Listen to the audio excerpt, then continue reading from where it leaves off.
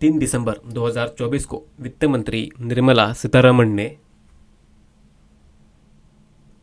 लोकसभा में बैंकिंग कानून संशोधन विधेयक 2024 का प्रस्ताव रखा। इस विधेयक में कई महत्वपूर्ण बैंकिंग कानूनों में 19 संशोधन शामिल हैं। एक नज़र देख लें। विधेयक को ध्वनि मत से मंजूरी दी गई और लोकसभा सत्र के दौरान पारित कर दिया गया।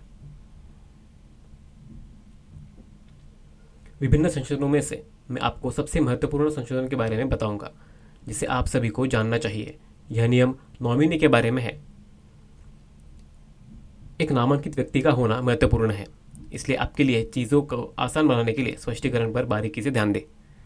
इसी कारण से वित्त मंत्री सीतारमण ने विधेयक का प्रस्ताव रखा है। इससे पहले नॉमिनी के लिए, उदाहरण के लिए कोई व्यक्ति बैंक, एफडी, आरडी में पैसा बचाता है या बीमा policy, mutual fund, share, real estate आदि में निवेश करता है। व्यक्ति की मृत्यु के बाद पैसा नॉमिनी को ट्रांसफर कर दिया जाता है। अतीत में हम केवल एक ही नामांकित व्यक्ति को नामांकित कर सकते थे, जैसे कि पति, पत्नी, बच्चे, कोई प्रियजन या माता पिता।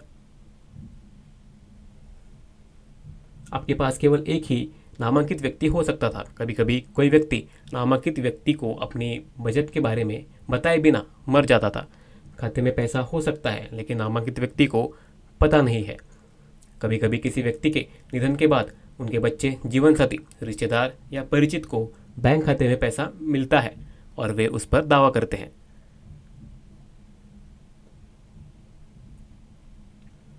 हालांकि बैंक का कहना है कि कोई नामांकित व्यक्ति सूचीबद्ध नहीं है। फिर आपको हलफनामा दाखिल करना होगा और काफ़ी कागजी कार्रवाई और समय के बाद बैंक इसे स्वीकार कर भी सकता है और नहीं भी। कभी कभी आपको पैसे भी गंवाने पड़ सकते हैं, पैसा बर्बाद हो जाता है। यदि आपको वह पैसा मिलता है तो आप उसका उपयोग चिकित्सा, व्यय, शिक्षा और अन्य ज़रूरतों के लिए कर सकते हैं, जिससे आपका जीवन आसान हो जाएगा। जैसा कि आप जानते हैं, हमारे बहुत सारे खर्चे हैं। निर्मला सीतारमण ने कहा कि आरबीआई चेतावनी देता है और अगर किसी एफडी धारक के पास नॉमिनी नहीं है, नॉमिनी की मृत्यु हो गई है,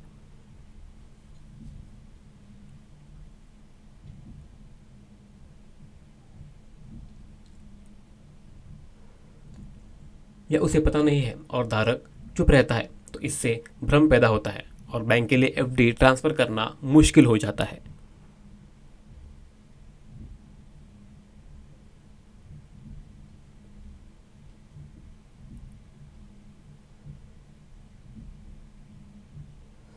बहुत से लोग इस समस्या से पीड़ित हैं। रिपोर्ट के मुताबिक मार्च 2024 में 62,225 करोड़ रुपए की जमा राशि लावारिस जमा के रूप में रह गई है।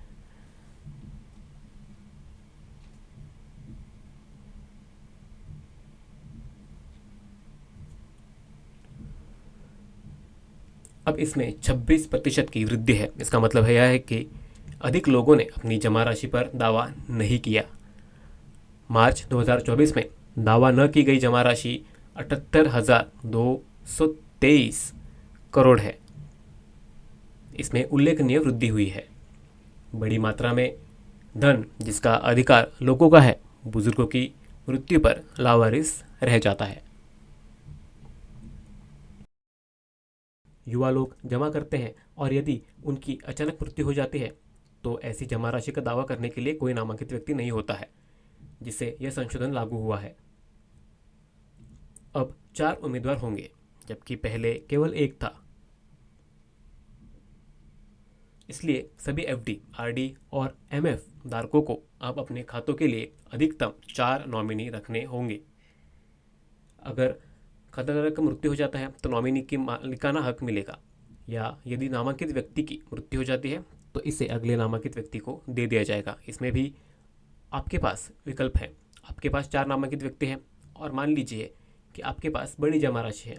आप तय कर सकते हैं कि आपका नॉमिनी कौन होगा, या आपका करीबी परिवार का सदस्य, बच्चे, बहन आदि हो सकता है।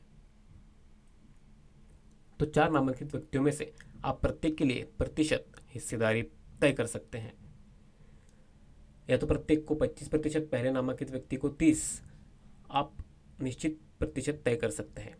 वह पूरी राशि एक नामांकित व्यक्ति को आवंटित कर सकते हैं या इसे वितरित कर सकते हैं, जिससे पहले नामांकित व्यक्ति को सबसे अधिकतम प्रतिशत और अंतिम को सबसे कम प्रतिशत मिल सकते हैं। यह फ्लेक्सिबल है।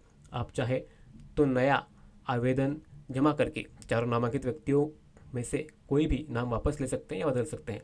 तो अब प्रक्रिया आसान हो गई है और आप नामांकित व्यक्तियों को राशि तुरंत हस्तांतरित कर सकते हैं। इससे कठोर नियम सरल हो जाएंगे और कागजी काम कम हो जाएगा। वैध मृत्यु प्रमाण पत्र के साथ आप इसे बिना किसी कानूनी परेशानी के जल्दी और आसानी से स्थानांतरित कर सकते हैं।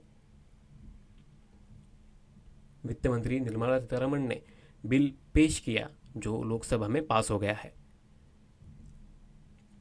हर कोई खुश था, हालांकि यह परिवर्तन अभी तक लागू नहीं हुआ है। इस पर अभी भी चर्चा चल रही है और उम्मीद है कि इसे जल्दी ही लागू कर दिया जाएगा। इसलिए हर किसी को यह ध्यान रखना चाहिए कि आपके बैंक जमा के लिए एक नामांकित व्यक्ति आवंटित करना आवश्यक है। यदि आप किसी को नामांकित नहीं करते हैं तो आपकी जमा राशि सरकार द्वारा जब्त कर ली जाएगी, जिससे आपके परिवार को कष्ट होगा। इसलिए एक नामांकित व्यक्ति को नियुक्त करना, उन्हें इसके बारे में सूचित करना बेहतर है। याद रखें।